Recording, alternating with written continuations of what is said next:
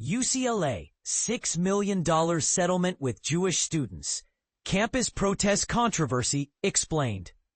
Imagine walking to class, only to find your path blocked by a protest.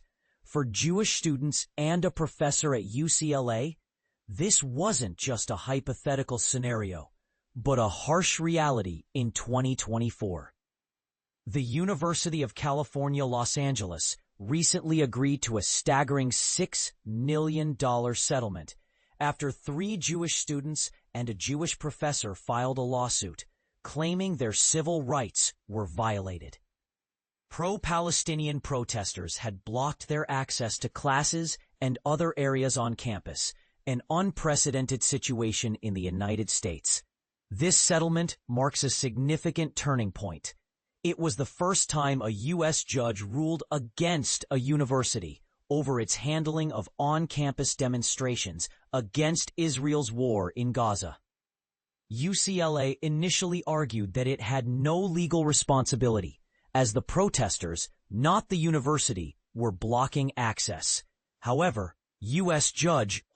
District Judge Mark Scarsi disagreed, ordering UCLA to develop a plan to protect Jewish students. The university, part of one of the nation's largest public university systems, has since established guidelines for handling protests. The handling of the encampment drew widespread criticism. One night, counter-protesters attacked the pro-Palestinian encampment, throwing traffic cones and firing pepper spray, leading to hours of fighting and injuries. The following day, more than 200 people were arrested after defying orders to leave. This incident sparked intense debate about free speech and safety on campus. The Trump administration joined the lawsuit, prompting investigations into allegations of anti-Semitism at several universities.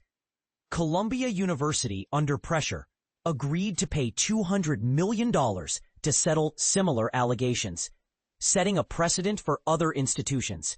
The Trump administration plans to use this deal as a template, suggesting financial penalties are now expected for universities failing to prevent anti-Semitism. The U.S. Department of Justice's Civil Rights Division found UCLA violated the Equal Protection Clause of the 14th Amendment and Title VI of the Civil Rights Act of 1964.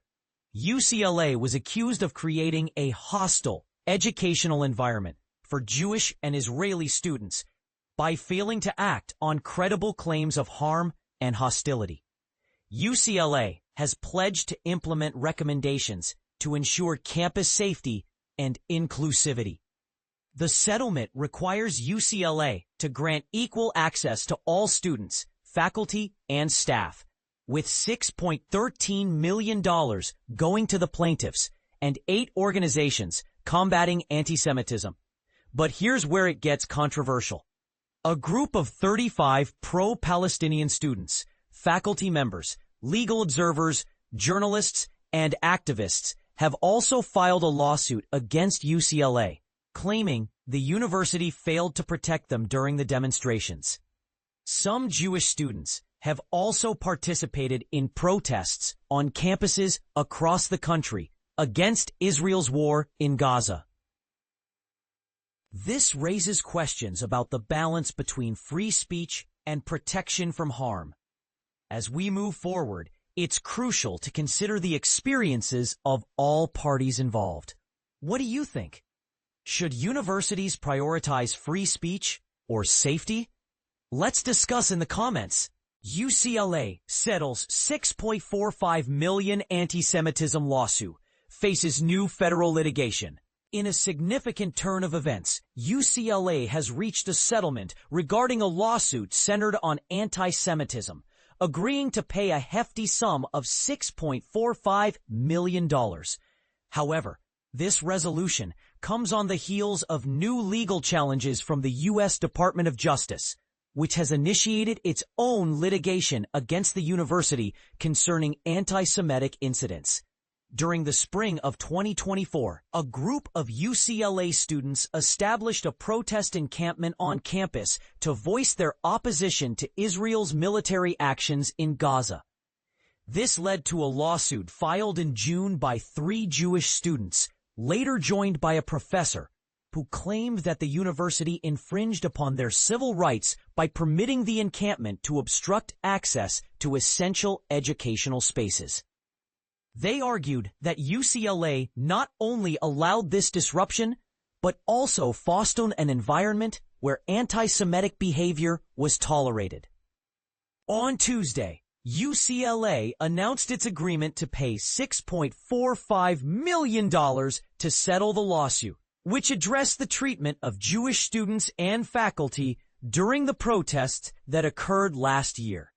Yitzchak Frankel, a recent graduate of UCLA law, expressed his disappointment, stating, "It is sad that my own school defended those actions for more than a year. But today's court judgment brings justice back to our campus and ensures Jews will be safe and be treated equally once again." In a joint statement, the involved parties expressed satisfaction with the settlement's terms, noting that the injunction and other conditions reflect meaningful progress in combating anti-Semitism on campus. Settlement details. The settlement encompasses various financial distributions and stipulations. Each of the 4 plaintiffs will receive $50,000. An additional $2.33 million will be allocated to 8 organizations dedicated to fighting anti-Semitism and supporting the Jewish community at UCLA, including Hillel at UCLA and the Anti-Defamation League. $320,000 will be directed towards UCLA's initiative to combat anti-Semitism. The remaining $3.6 million will cover legal fees and associated costs. Moreover, the settlement explicitly prohibits UCLA from excluding Jewish students from any programs, activities, and/or campus areas, including exclusions based on their religious beliefs regarding Israel. New legal challenges. In a related development, an internal audit released in November 2024 criticized UCLA's leadership for its inadequate response to campus disruptions, indicating a lack of clear plans for managing such incidents. This has led to ongoing repercussions. UCLA is now facing another lawsuit from students involved in last year's encampment, who allege that their civil rights were violated when the university called law enforcement to dismantle their protest. Additionally, the U.S. Department of Justice has concluded its investigation into anti-Semitism at UCLA, revealing that the university failed to act promptly and appropriately in response to credible reports of harm and hostility on campus.